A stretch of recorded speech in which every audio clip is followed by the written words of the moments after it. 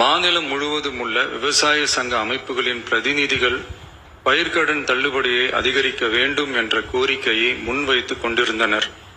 இதனைத் தொடர்ந்து 7/8/2026 அன்று விவசாய சங்கங்களின் பிரதிநிதிகள் மாண்புமிகு மூத்த அமைச்சர்கள் மற்றும் துறை செயலாளர்களுடன் நடைபெற்ற ஆலோசனை கூட்டத்தில் அவர்களின் கோரிக்கைகள் விரிவாக பரிசீலிக்கப்பட்டது. கடந்த காலங்களில் பயிர்க்கடன்கள் தள்ளுபடி செய்யப்பட்டாலும் அரசால் கூட்டுறவு வங்கிகளுக்கு செலுத்த வேண்டிய தொகை 4 to 5 ஆண்டுகால இடைவெளியில் செலுத்தப்பட்டு வந்துள்ளது. 2021 ஆண்டில் பயிர்க்கடன் தள்ளுபடி செய்யப்பட்ட தொகை 2021 முதல் 26 வரையான காலத்தில் அரசால் 12 தவணைகளாக கூட்டுறவு வங்கிகளுக்கு செலுத்தப்பட்டுள்ளது. ஆனால் அந்த கால அவகாசம் நமது அரசுக்கு தற்போது இல்லை. இந்திய ரிசர்வ் வங்கியின் 28/11/2025 தேதியிட்ட கடிதத்தில் அரசு கடன் தள்ளுபடி திட்டங்களுக்கான செயல்பாட்டு நடைமுறைகளின்படி பயிர்க்கடன் தள்ளுபடிக்கான முழு தொகையையும் அரசானது 45 முதல் 60 நாட்களுக்குள் கூட்டுறவு வங்கிகளுக்கு முழுமையாக செலுத்த வேண்டும் என்ற வழிமுறை நடைமுறையில் வந்துள்ளது.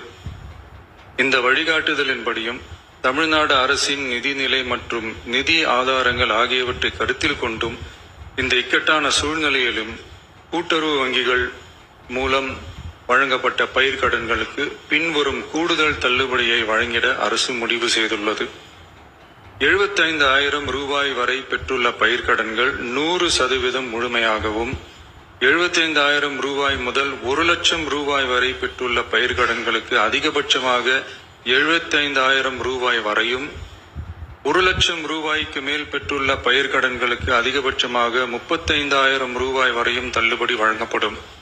இதன் மூலம் 75,000 ரூபாய் முதல் 1 லட்சம் ரூபாய் வரை பயிர்க்கடன் பெற்றுள்ள 2,38,264 விவசாயிகளுக்கு தலா 75,000 ரூபாய் வரை தள்ளுபடி வழங்கப்படும்.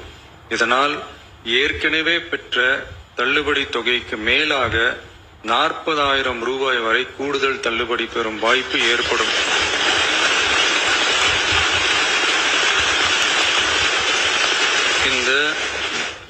இந்த கூடுதல் பயிர்க்கடன் தள்ளுபடியால் அரசுக்கு சுமார் ரூபாய் 953.06 கோடி கூடுதல் நிதிச்சுமை ஏற்படும். இருந்தாலும் தமிழக விவசாயிகளின் நலனில்தான் நமது நலன் உள்ளது என்று கருதி சுமார் 3.34 லட்சம் விவசாயிகளுக்கு மொத்தமாக 6,220 கோடி ரூபாய் பயிர்க்கடன் தள்ளுபடியை இந்த அரசு வழங்குகிறது. நன்றி.